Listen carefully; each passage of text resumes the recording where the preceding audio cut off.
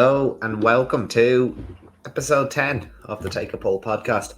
Andy Cummins back with Declan Carroll to preview day one of the Punchestown Racing Festival. Is that the best way to put it? The Winter Festival of Punchestown? Yeah, Winter Festival. I think the 2 day, it was always, one of them was always called the Winter Festival. I think the one at the John Durgan meeting. Yeah. And I'd have always, it was always a 2 day meeting for the Morgiana as well, I'm sure. Yeah, well, we love a good weekend festival now in Ireland, but you know, Fairy House has one, Navan has one. We've got obviously Leopardstown, Punchestown joined the party now as well. Yeah, look, it's good. We get all the good horses in one place, I suppose. So Navan last week, which I think Navan done really well last week. You were obviously there on the Saturday, but you know, when you look at the cost, I can see Cheltenham feeling the pinch next year. I think a lot of people might travel to the Navan. Now, look, Navan's it's a 40-minute drive from Dublin. It's not as easy to get to as Punchestown or Leopardstown would be.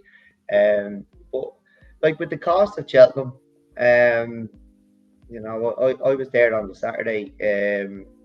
It's £45 in to get a club ticket. Yeah, you know, Punchestown are putting on a full weekend for €25, which is outrageous. I think it's fair play to them, you know, and I hope they reap the rewards of that. But Irish tracks generally do. I know Nace is always very, very busy for Lawler's Day, and since that became a Grade 1, you know, you'd be getting tickets going in. Like, you know, they just want people in there. They want people in there, Cheltenham just want to pull your pants down, you know.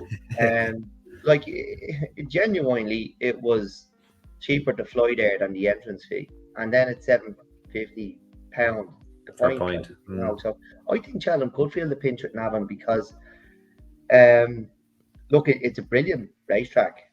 Navan, like it's top class, and good horses win there. So you know, you get good horses running there. Obviously, Facile Vega made his chasing debut. You know, trainers will run their good horses at Navan. So you know, I think they've already started. A lot of people I know don't go to the festival anymore and choose to go to Leopardstown and Punchestown. Probably do the two of them cheaper than they do Cheltenham for the festival. 100%. I can see people maybe going to Navan, especially when the racing's probably better. The Paddy Power was really, really good. It was a great renewal, I thought, but the racing at Navan, the 2 days was definitely better than the rest of the 3 days at Cheltenham. Yeah, no, I'd be inclined to agree. The Paddy Power was a brilliant race, and you know, we can speak about that another time. But no, it was brilliant seeing Facile Vega did his job there on Saturday. Did it nicely. I thought Captain Guinness was brilliant. He looked improved again. The way he was taking his fences, really, really professional, accurate. Can nearly make the argument he could be one of the best jumpers in training now. I started backing him again for the winner.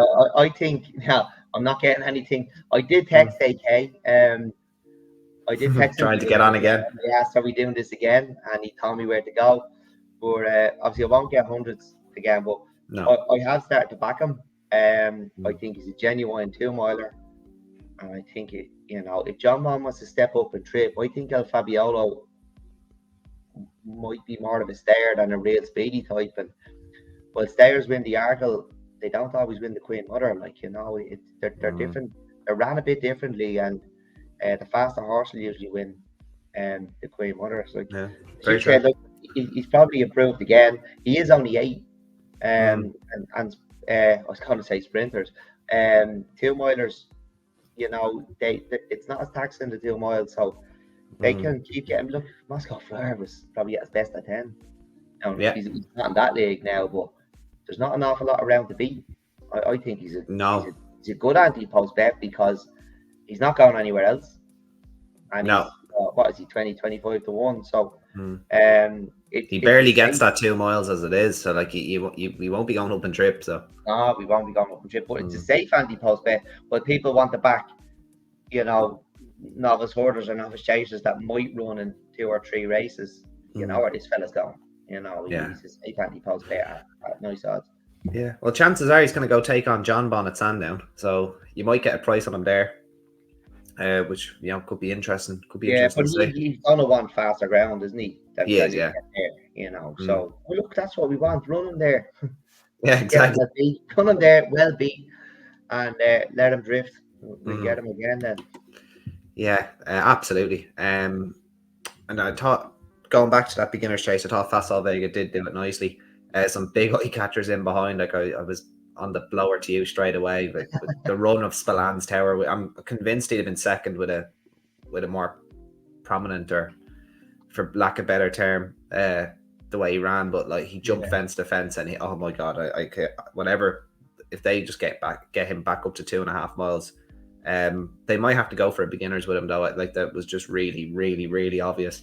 And I don't know if it's worth. Like he's gonna have a mark after that anyway. Like that was a very strong beginners, and he was a good fourth. Like I don't think they'd be preserving him a handicap mark unless he's rated in the 150s, which he could well be by the end of the year. So, um, yeah, no, I was quite taken by that. The bumper as well on that card, my trump card, um, and a couple of others. There was three horses in held in quite high regard. I got a tip for I think each of them from random people. There was my trump card, um, Apples of Brazil, and then the winner, whose name is actually just escaping me at the minute, that Gavin Cromwell trains. He trained both the bumper winners on the nabbing card. Obviously has a foreign name. Sprint de la Mer, 4-year-old. He was very, very gutsy. Was kind of holding on for dear life. They did go hard, and usually when you see them finishing clusters and bumpers, it's usually not a good sign. But all these three horses held their place in the market, were extremely well backed. And I wouldn't be surprised if they're three very, very high quality horses. And I'd imagine my trump card and possibly the winner, Spring to La Mer, good chance they go hurdling. I don't think they'll be hanging around in bumpers. So yeah, that would be good. So just a couple of horses to keep an eye on there. Apples of Brazil might stay in bumpers until he wins one. Barry Connell likes to obviously have winners at Leopardstown. He could be a candidate for one of the Christmas bumpers there. But definitely worth keeping an eye on. I think they're three very nice horses. But without further ado, Deck, we've got 8 races for day one, this Saturday, and we may as well just kick off. Really, really competitive card.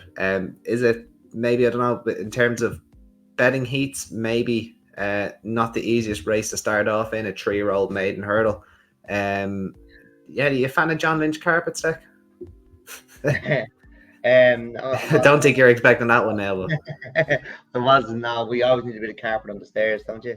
yeah, that's it. Absolutely. An interesting dozen making their way to post for the opener. The one that caught my eye straight away was Mighty Bandit, because I think this is the first crop of Order of St. George. Obviously the Ascot Gold Cup winner, brilliant stayer. Also was good enough to be placed in an arc as well, which I think a lot of people forget. Really, really talented, and he's represented here by Mighty Bandit. And given connections Jack Kennedy Gordon Elliott, the start they've made to the season, despite him being completely unraced, I would imagine he's going to start favourite, given his reputation and where he comes from. Not an easy start, Deck, but how do you make out this one? Yeah, no, it's a difficult enough start. To be honest, I think the whole card is difficult. It's not much of a punting card, particularly the way we normally go through a lot of these Irish cards. But it's definitely a card you'd probably you get sucked into having a punt, because a lot of really good horses running here, and you're getting nice prices about good horses. To kick off this one, look, Larkin the Moran, I was at Cork today. He was 4 to Alder. He's only had 2 flat runs, and this is his jumps debut. So, look, yeah, we need to know if he can jump. But I think he was only 4 lengths behind Alder that day, which I think is decent enough form, especially for a horse going over timber. Alder probably ran in. Did he run in Derby trials? And I think He did, he did. It was Donegal O'Brien, wasn't it? Yeah, I think he ran the champion juvenile at Leopardstown. He might have ran in the Derby Town. I think he was second. He was second in the D stakes at Chester, I think. So yeah, so he's for horses going jumping, I think that's decent enough form. But obviously, we need to know how well he jumps. But I'd probably be siding with Bigger Than Big Time. Big time. Look, it's no secret. I'm a big fan of that Cork race. Yeah. And Calusum was fourth in that Cork race. Bigger than Big Time is 6 lengths toward at Galway, did the race that Calusum won. He's also been fourth to Woodoo before that. So, you know, of the ones we've seen, he does carry in strong form behind, you know, behind decent horses. It's good solid form. Okay. I think the form you follow, you will find a lot of winners. So I would be siding with Bigger Than Big Time. Bigger Than Big Time. Very good. Obviously, Green Interesting. Sky, quite Sorry. interesting. Yeah, go on, Who Deck. was there? I have the tissues here. It was the one you were drawn to, Mighty Bandit, was it? I thought it'd be Mighty Bandit given his connections, and obviously very much a national hunt pedigree as well. Order of St. George out of a master of the horse, Mayor bloody hell. That's I think he might have been fourth or fifth in the Derby. I can't remember which one. Aidan O'Brien trained him, but anyway, yeah. What price is he on the tissues there? Yeah, you're looking at 5-1. They have Lark in the morning, 7-2 favourite, and Bigger Than Big Time, 9-2. So, Okay. we're looking in the right direction according to the Very tissues. good. Anyway. According to the tissues.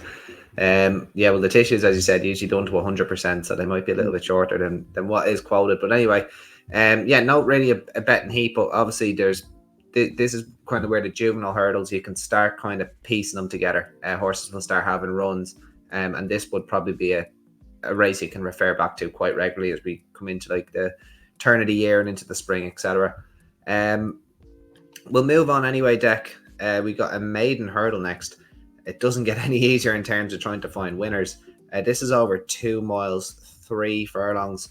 The courtclinic.ie chartered physiotherapists supporting Kilmacud Crokes GAA maiden hurdle. They could have maybe shortened the name for that one. I think Jerry Hannon might be gone a furlong by the time he finishes that one off. But anyway, it's for the 4-year-olds. I'm always big on the 4-year-old maiden hurdles because these are the horses that, you know, they're really only at the start of their careers.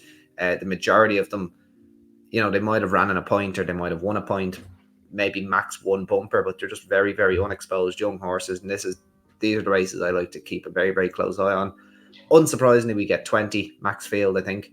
Yeah, look, it's not easy. Again, Dr. Elvis could be near the top of the market. Again, completely unraced. No points, no bumpers for this guy, but Jack Kennedy, Gordon Elliott combo. By Dr. Dino as well, obviously top national hunt stallion. Paul Nolan has Genton Enki. I'm probably absolutely butchered that name, but yeah, so he's in there at it. He's going to be in there, obviously being placed at Roscommon on his hurdles bow. But again, not a whole lot to go on, Deck. What way do you see this? Yeah, it is actually Gentong Engi that I like here. He's a point-to-point winner. As you said, he was placed at Roscommon. He was 11 lengths toward that day. It was his jumps debut. The runner-up was followed up, finishing 11 lengths in front of Mr. Lova Lova. Now, like I've gone back to this a couple of times, and I'm probably way off. Mr. Lova Lova was only 3 lengths off Slade Steele, who people were really, really impressed with that night. Yeah, so, he was nice, yeah. You know, look, I don't know how true that form is, you know. Has he just improved and did he run a big race to be Tour? Like he ran a lot, to be fair, and I think he ran a lot of bumpers as well. But, this fella Genton, he does have a run under his belt, and he is a point-to-point winner. So I'd be expecting him to improve again here. I think he's the one I'd be with anyway. Obviously, I'd say Predator's Gold could head the market here, having won the Land Rover. The Tour from the Land Rover has won a maiden, and there's another one from the Land Rover in here, Bremis Les Griba. I probably butchered that one as well. Well, with the at the end of it, Lemis Discrevalli, I got, yeah. No, but we'll let you away with it. It's part of the name, isn't it? It's not one of those AA Anglo-Arabians. Sure, it's part of the name. No, I think they 2 capital A's at the end. Okay, yeah, the 2 capital A's, yeah, that'd be the Anglo-Arabian, yeah. Yeah. Look, he ran in the Land Rover as well. He was 8 lengths off down memory lane on his jumps debut. You know, he must have a bit about him where he's going to be good enough to win this. I don't think so, but he certainly want to be keeping an eye on. But it'll be Paul Nolan's Genton Enki for me. Okay, very interesting. Yeah, Predator's Gold, you're probably right. He could even be a shade of odds on, given obviously that you said winning the Land Rover bumper.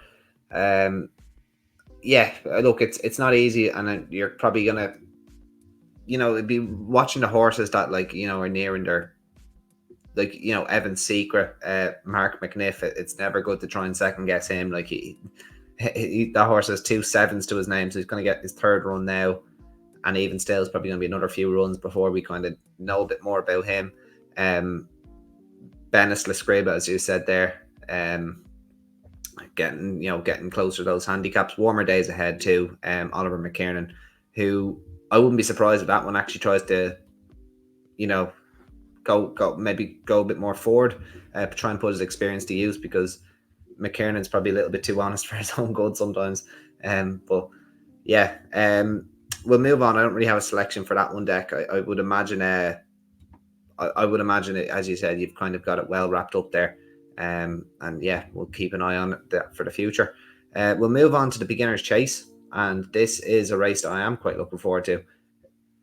Like, it's probably obvious that we're going to have Gaelic Warrior in here very, very short. But Jesus, he doesn't have any competition here.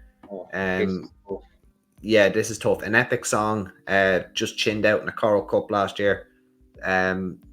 Only a 6-year-old who he should go well. Now going chasing. You've obviously Daily Present, who you'd take a bullet for, Deck. Probably one for handicaps though at this stage after 2 chase starts. Cool Survivor in here, who was a decent novice last year. And then a very, very eye-catching I Know the Way You're Thinking, who has a first-time tongue tie.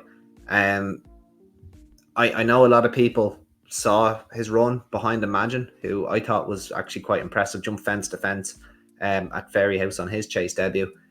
And I know what people were thinking, but I know the way you're thinking. He kind of let them go into the straight, but he took a blow, I think. He did, yeah. And that was about to say, I think he's for a start, I don't think he's a 2-miler. So he was probably entitled to A, take a blow, and B, be outpaced by a horse like Imagine. But he came by the likes of Sendor Clegane quite well, and that what probably will turn out to be strong enough form. We'll talk about Sendor Clegane quite soon as well. Yeah, this is really competitive, Deck, and definitely a race that we're going to be able to refer back to quite regularly, I'd imagine. Who do you fancy here? Oh, I don't really know. Look, Gaelic Warrior, I was so impressed with him in the Ballymore. He pulled so hard, and we knew he had the jumping issues going into it. We were thinking he'd jump into the Arkle bar at one stage, but I was so impressed that he was keen. He pulled hard, and he finished so well. I didn't expect him to be anywhere near being placed, and I was really taken by the performance. And then he's gone to Punchestown and he's won over 3 miles, and the novice hurdle really, really well, beating Affordale Fury, Franciscan Rock back in third. Willie's are taking a run though, and he's going to be very, very short. So I think it's too tough a race to get involved with him punting wise. But I hope we see a really, really good performance from him. But we're gonna see good horses here. Like, I know the way you're thinking, has a run under his belt. He took a blow. He's gonna strip an awful lot fitter for this. I think Imagine is quite a nice horse, and he is gonna appreciate the step up and trip. Yeah, I think people are looking into like the horse took a blow, in my opinion. People think he let the race get away. They're looking for a mark. He's not finishing that close. If you're looking for a mark, these boys are good at stopping horses. They don't closing to the line, they don't against really races. Like races are let get away from horses further out. 5 out, 6 out. And kind of you're turning in, and he's been asked, and then when they get into the straight or so far behind, they don't have to get too vigorous with them. I think he definitely took a blow. He's going to be tough to beat. Daily Present, obviously, look, he's been off for a long time. I don't know whether they're going down the handicap route with him, or he's just not good enough. But look, I still have faith in him, so can't wait to see his mark and where he's going to go. Cool Survivor, He was 2 for 6 over hurdles. He had a right ding dong with Quilixios. Quilixios made a bad mistake at the last, and he got up to beat him. I do think Kill Survivor is a good horse, but I think maybe he's not quite top class at the moment, having been picked up again by Quilixios after that mistake. As you said, Big Song was second in the Coral Cup off 137, but I think he's probably just going to be a level below the really good horses in this race. I think Shambally Kid is really interesting. We were just saying off air, we didn't realise he was trained by Willie last year, and obviously still trained by Willie. He was well held in Albert Bartlett, but I don't think there's an awful lot of shame if you're beating well out in Albert Bartlett. We covered it before, the pace they went, that early gallop was ruthless, yeah. Yeah, it's such a race of attrition for novices. It's really tough. But he's only had 3 hurdle runs, this horse. He could turn out to be the best it is. We know the way Jigginstown have traditionally bought chasers, and they can be a bit of a slow burner. They are the typical, anything they do over hurdle is a bonus. He's the one I'm keen to keep an eye on here. I'm not sure I'm going to have a bet, but I think I know the way you're thinking could be the most difficult to beat here. But Shambally Kid is the one I think could end up being the best it is over fences.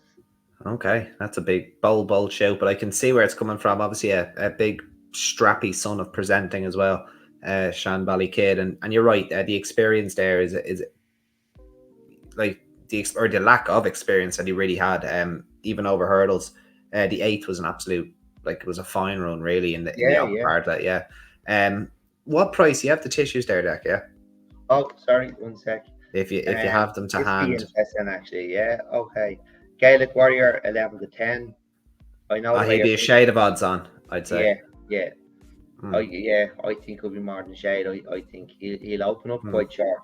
I know the way you're thinking. 4 to 1. Kill Survivor 11 to 2. Senior Chief 7 to 1. That was where I was leaning. Right. Yeah, I quite like him. I thought he shaped like a horse that would actually be quicker over a fence. He was a little bit disrespectful at his hurdles, quite novicy. And he got down the auction. He went down the auction route, yeah, but like he ran in decent enough races. Like, he wasn't beating bad horses. He beat Hollow Sound in his maiden hurdle, and he was probably a little bit fortunate to win that day, because I think if Rachel could have had it back, she might have just held on to him a little bit longer. He was definitely way better valued than the winning distance of a length suggested. But he showed really, good battling qualities, I think, to beat Landrake. Again, just hung a little bit, showed his inexperience, but he did show that he had a lot of heart that day. Now, that was over 2 3/4 miles on heavy ground at Navan. I think it was just a weekend after the Cheltenham Festival. And then no real shame in coming back and finishing 3rd to Sendor Clegane in the auction final at the Punchestown Festival. He travelled really well and just got outpaced. And again, he was just not quite professional at his hurdles, but I thought he shaped like a horse that would really improve for a fence. Some horses can even be quicker over a fence.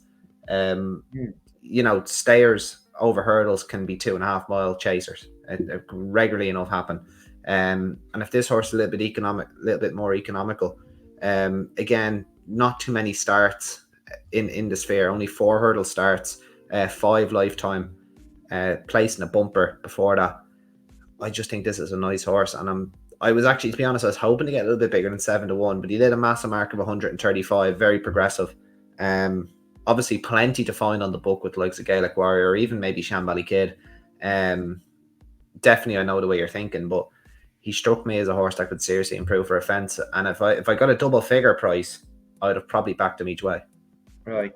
Yeah, I can totally see where you're coming from. Obviously, we've talked about horses that go down that route a lot, and we're big fans of them. And there's a lot of really nice horses that do take that route. And they're not to be, people probably don't find it very sexy, but like a lot of trainers have chosen to send their good horses out. Like, I think Journey with Me has gone down that route.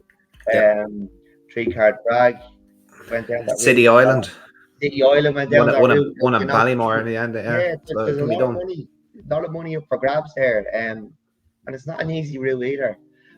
Shan Valley kids actually 12-1 on the tissues.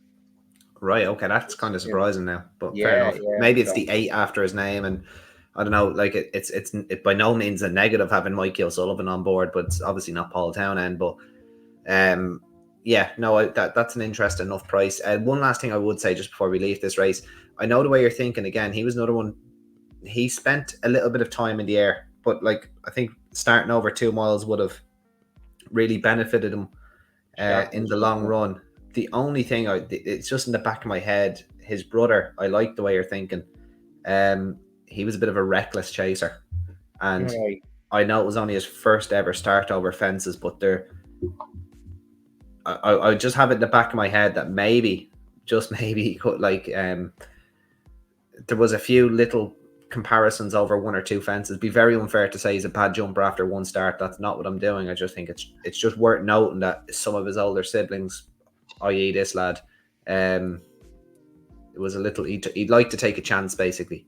But I know the way you're thinking. Obviously a very, very nice horse, and the trip's going to suit him. He's going to have maybe the fitness advantage, but Gaelic Warrior probably should be taking all the beating. Yeah, look, you put a bit of doubt in my mind now, but I know the way you're thinking coming here after the run over 2 miles could be the one to beat. I think Willies are taking a run. A lot of them are taking a run, and I suppose that's what makes Festival of Vegas performance so good last week and a good beginner's chase. But I think, look, if I was getting 12-1, I'd be backing. I know I'm saying Willies are taking a run, and Shan Valley Kid is trained by Willie, but I think he could turn out to be the best chaser of this beginners. And if I was getting 12-1, I'd be having each favourite. Lovely. I'd probably be on a similar wavelength with City Chief, Senior Chief. But as you said, if he's 7-1 in the tissues, it's probably a little bit short for me, because the chances are he's a little bit shorter again. Yeah, the tissues go the other way now with the outsiders. Yeah, true. They can really shorten up the favourite. Yeah. Well, I had him as about a 10-1 chance, but we'll see. Right, we're moving on to the race that I'm very much looking forward to the most on the Saturday, and I'd imagine most people are, given that the Morgiana is probably an open and shut case. The Liam and Valerie Brennan Florida Pearl Novices Chase, Grade 2, over 3 miles. Am I correct in saying this was used to be 2.6? Or was it always 3 miles? Jesus, I'm not sure actually. I just thought that did Vanillier not win it? I didn't think it was 3 miles. Wasn't the Craddockstown? Was that not 3 miles? Maybe, yeah. I don't know. I'll have a look in now in a minute. But anyway, a top field of 7 here. This is really, really competitive. Churchstone Warrior, who obviously is a novice until I think is it the end of the month actually? Maybe even into a few weeks into December. Affidale Fury, who made a successful chase debut at Galway. Another one of your favourites, Deck, Favre de Champdou, who I thought actually outjumped Affidale Fury, but I think Affidale Fury just that little bit better. And obviously just that little bit of an engine. Age, I think. Yeah, exactly. Flooring Porter, who very interesting to see, is Deck, I'm going to get this right, goes right-handed. Very, very interesting that Gavin Cromwell is sending him here. I thought they would have definitely held him off until maybe the Neville's Hotel novice chase at Leopardstown or something, but maybe it's just a bit more of again. Fantastic, yeah, absolutely brilliant. I'm very excited to see him. He's one of my favorites. Maxim, who made a successful start to life over fences. Famous for beating yeah, absolutely, and that was all the way back in May. He made only 2 lengths in it. He made a successful chase debut all the way back in May, so we haven't seen him for quite a while. Quilixios, who roundhouse kicked the last at Limerick and still managed to win after a very long layoff. Again, brilliant to see him back. And it was Cool Survivor he beat as well, so it was a really, really good effort. And then we just mentioned there Sendor Clegane, who, given his profile, probably did okay to finish 4th on his chase debut over 2 miles behind Imagine. And you would think that this trip is going to bring out a lot of improvement, and the experience of jumping at 2 miles should really stand them in good stead as well. Deck, you could go anyway. You could really give any of these 7 a chance. Really, what way do you see this? This is really, really difficult, and this is, I'll probably have a bet in the day, but it's one I kind of just want to, to watch and enjoy. Big fan of Affordale Fury. He got the job done on debut. Like you said, I think his jumping probably going to need to improve, and that's probably all the more impressive that he was able to hold off for Deschamps too. When, as you said, he was probably out jumped by him, but still quite young. After that, he's still only 5, is he? Affordale Fury's 5, yeah. 5, yeah. He was a horse, not the biggest, certainly not a big imposing chaser, but one who could develop into a really, really, top class chaser. Flora and Porter, by miles, the best it is. Highest rated, best hurdler. Was he 8 now? Turning 9? He's 8 rising 9, and yeah. I personally thought he was brilliant at Cheltenham. I really thought he enjoyed himself. Look, I thought he was very, very good on debut as well. On a tricky course, to make your chasing debut, because the chase course on the old course, you're turning a lot, you're jumping uphill, out to the right, landing downhill to the left. Like it can really catch inexperienced horses out, and the horse he beat absolutely bolted up the weekend, beating Revolving Thought and Good Risk at All, who could be, some of the best British staying novices. So, they certainly carry big reputations into the race, and he's done that from the front, and he's destroyed them, yeah. Absolutely bolted up. So, look, was he rated 165 or something, Flora and Porter? Like at his peak, yeah, he won 6-4, I think, at his peak. And then he's 156 over both codes now. So the handicappers dropped him a little bit, which is probably fair enough given what happened to him last season. But I wouldn't say he was a million miles off 160. I would have thought for his chasing debut. Like he really It's unusual to see a 160 plus hurdler going chasing, though, isn't it? It's a hard one to, because on ratings he's miles clear. But how good are these lads going to be at chasing, and can he match that rating over fences? Can he match it going right-handed? Oh, well, that's the other thing. Like, going right-handed is strange for horses being kept left. Really, really quirky horse, but he's a hard one. It's a spanner in the works for when you're used to studying novice chases, isn't it? Like, like this, it's kind of like, oh, I don't know what way to go about this one. Sandor Clegane, he's obviously going to be much sharper for the 2 miles, for the debut over 2 miles. I am expecting massive improvement, and I think he's only beaten 7 lengths. Like, it was a nice enough run. He'll have that under his belt, and I expect his jumping to be really, really good. He's a big danger here. I'd probably go on a side with Quilixios. Like I mentioned, that it had to be a good performance to make that mistake. Like, I think he even sniffed the turf. His head was down. He got back up to win. He was a triumph winner in 21. He struggled after that, like a lot of juveniles do the following season. But I do like Hill Survivor, and I was quite taken by that performance to pick himself back up and beat him. He's always looked like he was a big gangly juvenile, wasn't he? Like he could be a really, really good chaser. They probably should have gone chasing straight away with him. But I suppose when you win a triumph, you do kind of think, could we win a champion hurdle? I do get it, but a lot of them do struggle. There's very few that are good enough. Esport Allen was obviously good enough, but he didn't carry the hype in because he didn't run in the triumph. But there's not many of them that, a lot of them are triumph winners are more stamina laden. It's great to see him back. I've no massive opinion on who'll win the race, but tonight I'd side with Quilixios. Very good.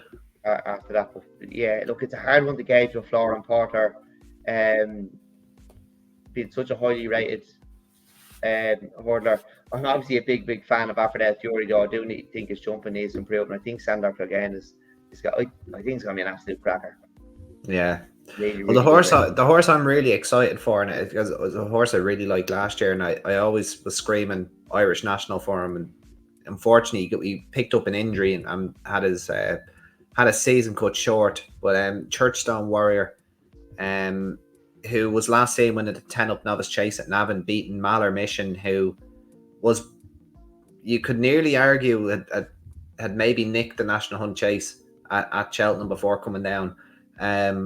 His form's tied in with some of the best novices that we had around last year, including Gaillard de Menil, the Devil's Coachman, who obviously I know hasn't quite gone on since kind of early last season, and I think he also had form with the Goffer as well. This is a horse I've always really, really liked, and if he could win this off the break that he's had, giving away £5 to the field, like where would you rate him then in the the hierarchy of the top staying chasers that we have? Because you'd need to start talking probably Savills Chase or or races of that nature for him if he can win this, giving away £5. I would have thought. And he's a horse that's done very little wrong really in his career. Obviously 3 seconds last year, but again, the opposition that he was keeping I thought was very, very high class. I would nearly take a chance on him because I think the market's going to disrespect him, and given the experience that he has and I think the talent that he possesses,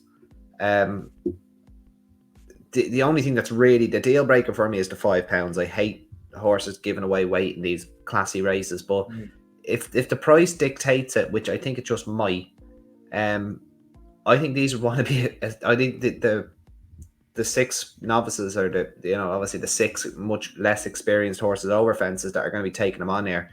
They'd want to be pretty bloody good to beat them, I'd say. So they have him in as third favourite. Yeah, no, that's fair enough. What roughly around what? 5. I'd take that. Honestly, yeah. I would. I would be hoping though that I'd be hoping there's something more progressive in here. I'd be hoping there's something. I'm a big fan of him, and obviously he's from at Braun.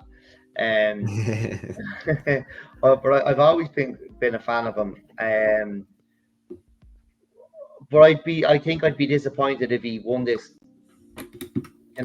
Yeah, I'm not sure. I'd be disappointed. I would be hoping one of these are hoping there's a Gold Cup horse in here. Yeah, but this lad might be. Like, he's only had 4 chase starts. That's what and it's not as if this progression has came out of nowhere. It's been steady progression through the last 2 or 3 years. So playing novice hurdler, Yeah, absolutely. Now he is 8 rise and 9. That's the only thing. He's him and Florian Porter and Favre the Champdou. But all 3 of them are 8 years old, so I can kind of see that as well. But as a here and now horse, that I just think that there'd want to be a pretty good one in here to beat him. I think because he's such an assured jumper.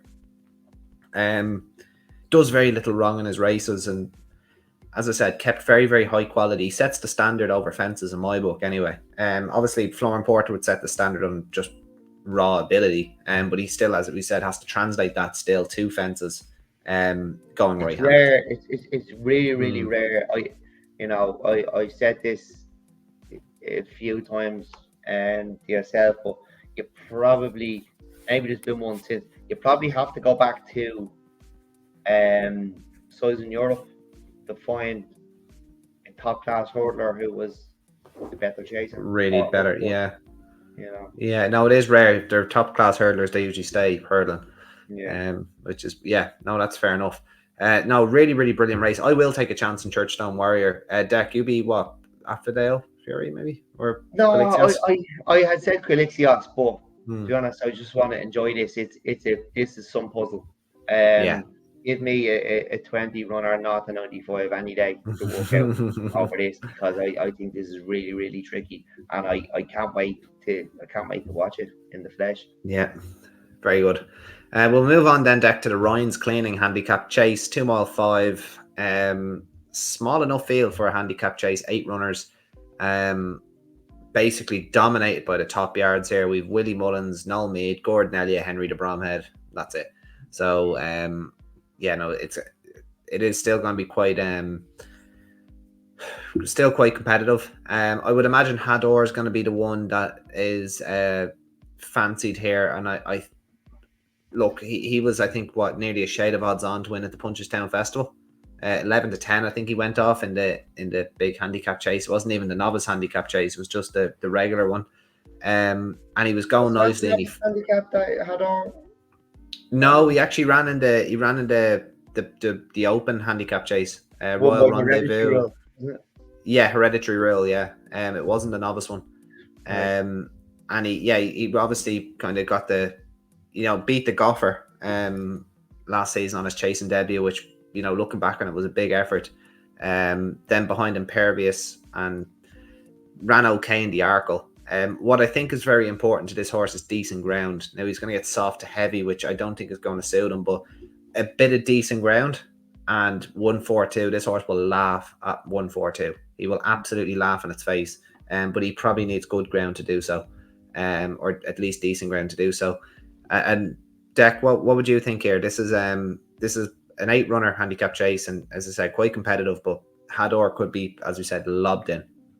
Yeah, I fully behind you there. 5th in the Arkle, and obviously fell when well punted, as you said, in at the Punchestown Festival. It's a second handicap run. 6-year-old, yeah, he looks thrown in. Ida's Boy could be a big danger. He's a lightly raced 9-year-old. He was last seen pulling up in the Florida Pearl, this card last year. He's 1 from 3 over fences.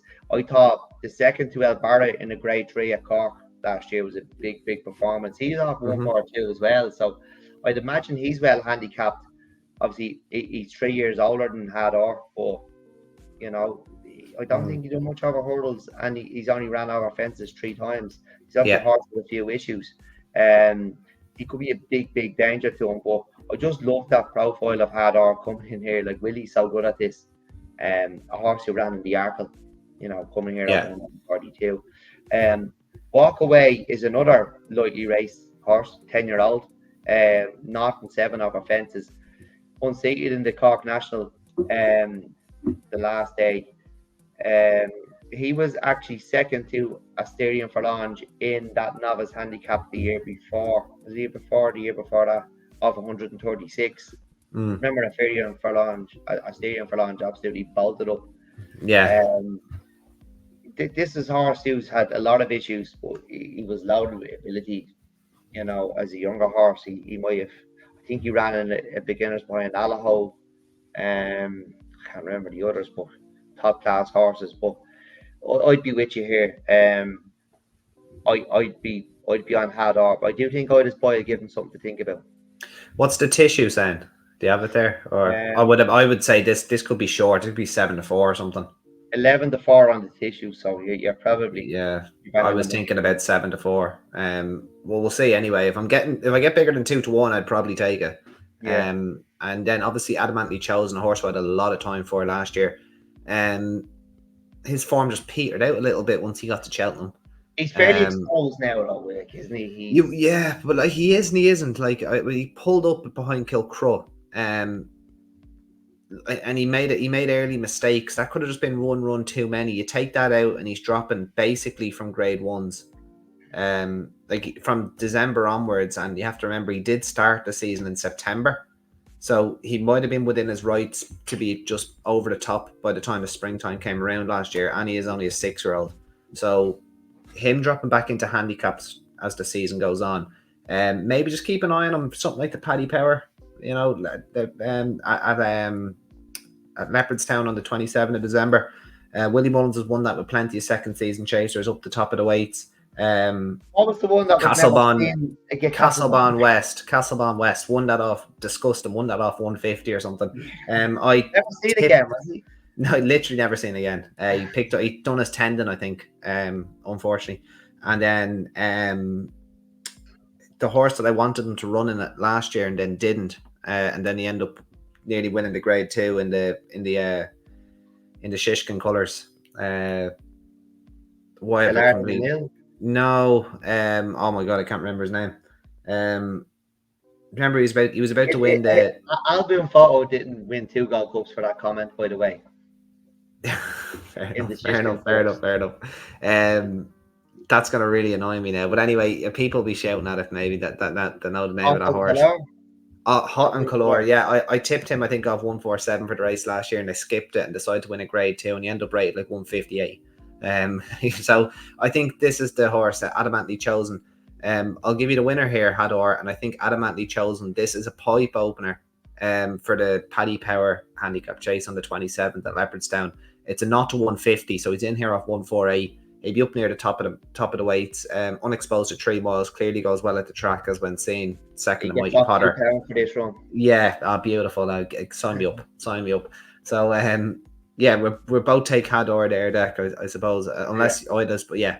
No, I think Idas might give him something to think about, but you'd like to think Hador would have a more progressive profile, wouldn't you? Like 6-year-old. Although Idas boy is not many miles on the clock at all. I think a big fan of Elbarra. I think that was a good run behind him at Cork. Absolutely. Well, moving on then to the main event. I know we were talking a while about the Florida Peril, but the main event is the Grade 1 Morgiana Hurdle over 2 miles.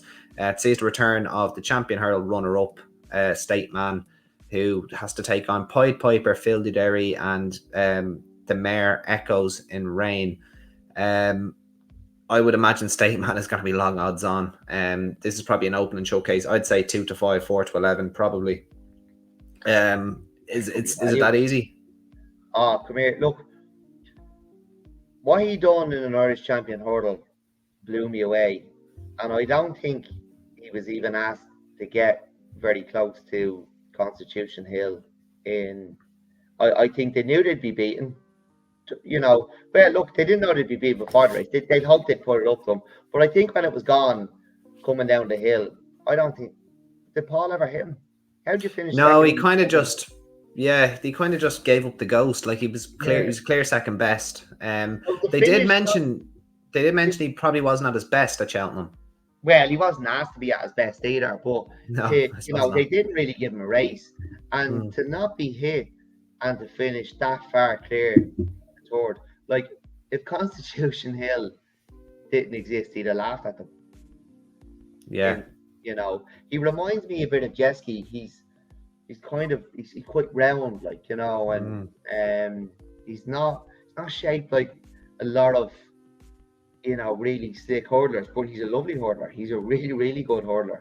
I thought his performance in the Irish champion hurdle was really, really good, and I thought he would put it up to Constitution Hill. He wasn't asked it. He might have got him into a race if he was asked it, but I'd say they just said, look, we won't win, so just coast home for second.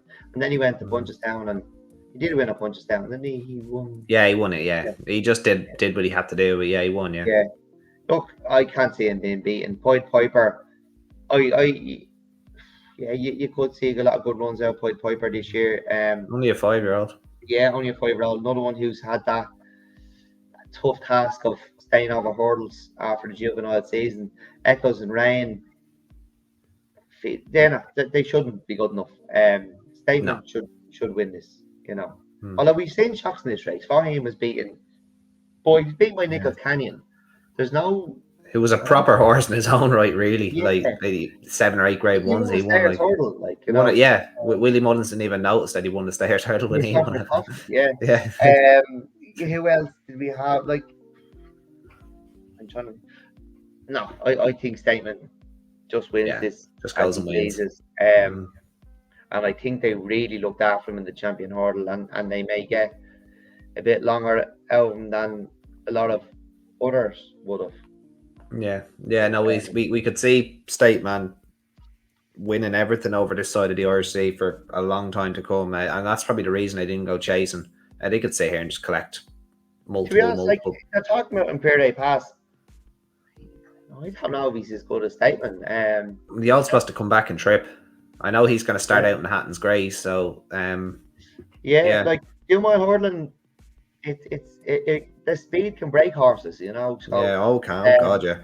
that performance in the Irish, the, I'd love to know what the performance in the Irish Champion Hurdle, how it would affect Constitution Hill, because he wasn't asked to do that. I'm not saying he beat Constitution Hill. He was clearly beat on the day, but I thought it was very. How good is Constitution Hill then if this fella never even got a slap and was clear second, you know? Yeah, exactly. Without being popped the question. Yeah, well, we'll move on to probably your main event, Deck. The Colin Quinn BMW Novice Handicap Hurdle. Colin Quinn must have mistaken Punchestown or Galway for Punchestown here. Usually sponsoring all the races in Ballybrit, but he's sponsoring one at Punchestown. And it is over 2 miles, and it is about as competitive as you're going to get for an 11-runner race.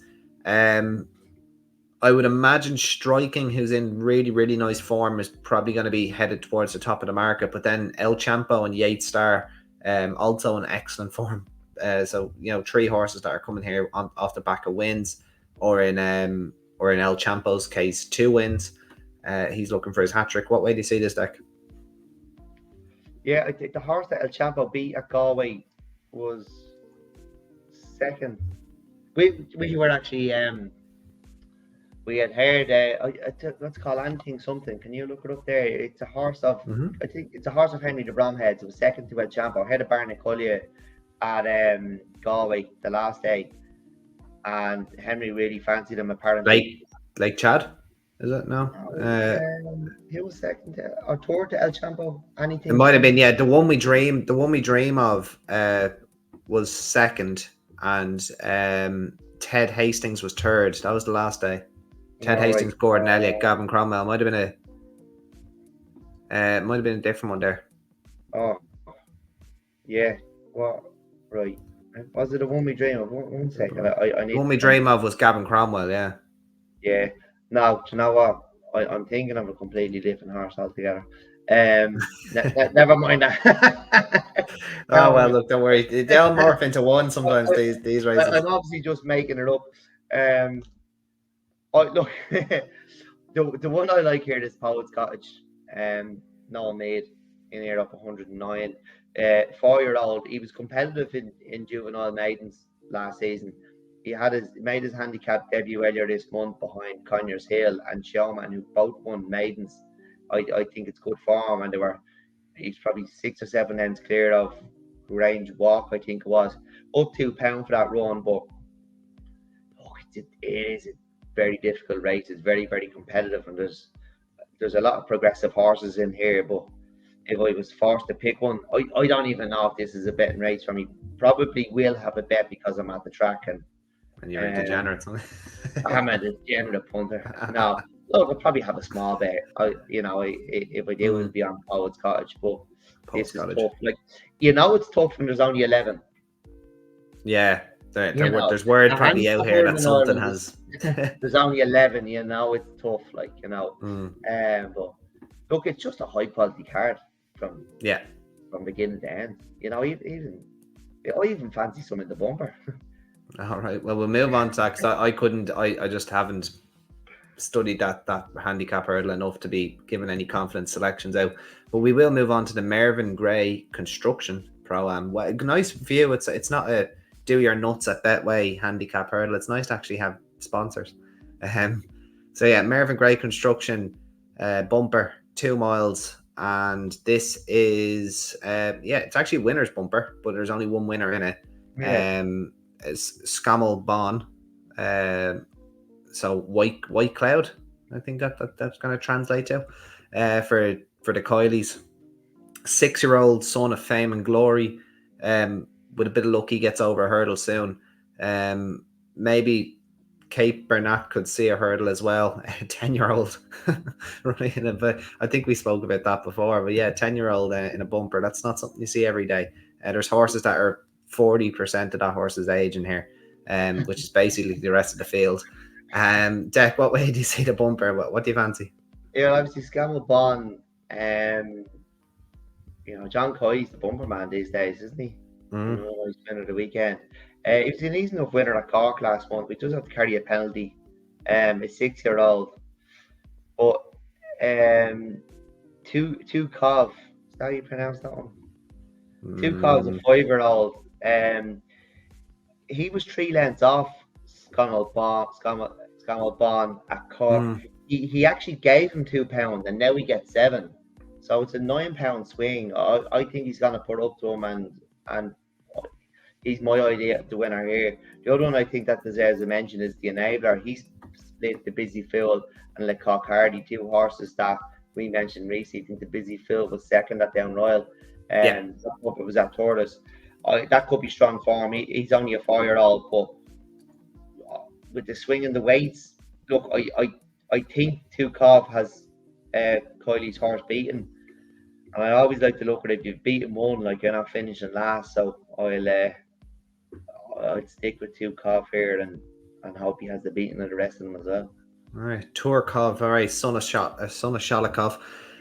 Maxim O'Sullivan taking the 5 off as well. Yeah, no, that's a fair shout. I think that's I think he does have a good chance myself. It's probably not a race I'll be getting too heavily involved in. Before we sign off, Deck, I won't put you on the spot for best bets or anything like that, not this week. Was there anything else that you wanted to bring up? Because I know there's plenty of Irish meetings, but I obviously don't want to put you on the spot. And if anybody, we have our Twitter page loaded up with plenty of selections as the days come out as well. But was there anything else that you might have saw? No, look, I just think it's a really, really good time for Irish racing, and I think they're doing good things. I see the good and the bad of the Dublin Racing Festival. I do miss, not the bad of the Dublin Racing Festival, I do miss the 2 days in January. They got you out of house in January, they got you busy, and they were cracking cards. But what they've created with the Dublin Racing Festival is really something, and I think it's just making Irish racing stronger and stronger. So this weekend and the weekend at Navan, and then it leads into the weekend at Fairyhouse. While I would probably miss getting my 1 day, spread over 2 months, I'd probably gone to Fortrea Day and Tri-Town Day. I'd go to Morgiana Day and John Durkin Day. I'll be there both days this weekend, but it's hard to get there 2 days. I do miss the old way, but I just think a credit to Irish racing. It's making the right moves for the sport, and it's growing and it's getting stronger and stronger. When we look across the water, they've fallen asleep, and you had the night before, we knew we'd a walkover. Was it Warwick? Yeah. So look, credit to them, and it's just a big shout out to Punchestown as well, putting on that deal this weekend, 25 quid, yeah. It's an absolute brilliant. When it's £45 a day into Cheltenham last week, €25 for 2 days racing, 2 grade ones. There was no grade ones last week. There was a really big handicap, but you have a grade 1 each day, and I just think we'll see more and more people coming over from across the water, because the racing, the prize money's good, the racing's going to get stronger. And look, credit to Irish race courses. To be honest, I like when they're not as busy.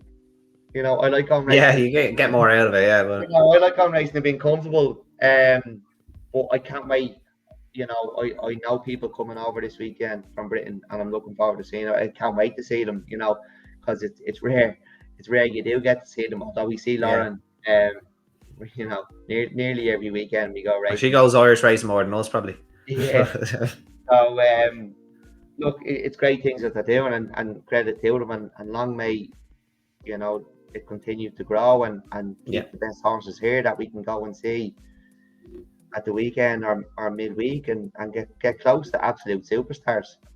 Yeah, I completely agree. Very well said, and it's exciting, and I'm hopefully I'll try and get down there one day this week, but we'll see how it plays out. But I won't be Sunday. I'll be on the way to Copenhagen on Sunday, but I'll try and get to the Saturday. Very much looking forward to it. That was top 10. Deck, thank you very much, and with a bit of luck, we find you guys some winners, and we'll be back with top 11 for the Sunday edition quite soon. So thank you very much. That was the Take a Poll podcast. Cheers. Bye-bye. Thank you.